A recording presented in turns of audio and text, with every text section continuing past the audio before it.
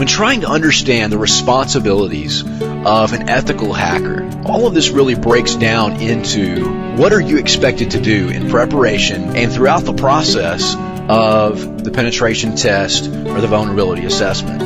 And the first thing that we're going to harp on, and we actually continue to talk about this throughout our course, is using this knowledge and these tools only for the good side, only for legal purposes. Because again, you're going to be under a lot of scrutiny when you're in there performing assessments against these companies.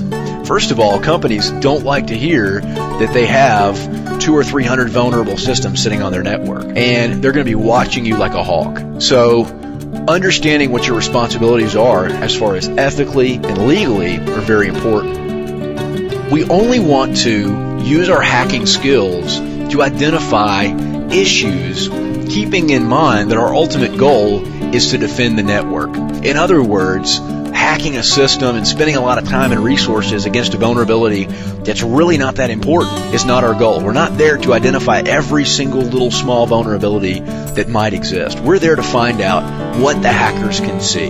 We want to see it from their perspective, and we want to defend ourselves based on that. So we want to keep this in mind throughout the process. It's very easy to get caught up in, I'm going to break into this system, I'm going to root this box, I'm going to do this and this.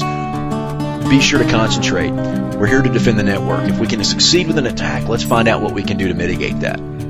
As always, and as I'll mention several times throughout the course, we always have to get management approval. And the term management is kind of used loosely because that can mean corporate executives, legal counsel, local and federal law enforcement, depending on your target. There's a lot of parties involved in that process. We want to create a plan. And again, we're not just going to sit in the basement with a black light hacking away on a Linux box all day long.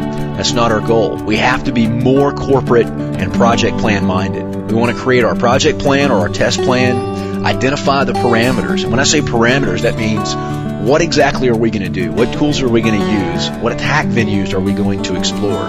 What are ultimately going to be the goals of this test? In other words, if the goal is to identify one system and the associated vulnerabilities on a particular Tier 1 application, for example, a very important app, that's all we're going to do. We identify that, we establish a timeline, we go in, we perform the work, and we come out with a completed vulnerability assessment or penetration test. We also want to get that plan approved by management. Make sure they understand fully the processes that you're going through so they can identify those, if they have any IDS systems running on the network, and watch for abnormal activity on the servers. So we want to be clear about our notification. And again, I know I've harped on this a lot already. Your job is to be there to strengthen the network, to help them define those vulnerabilities so that they can protect against them. So always keep that in mind.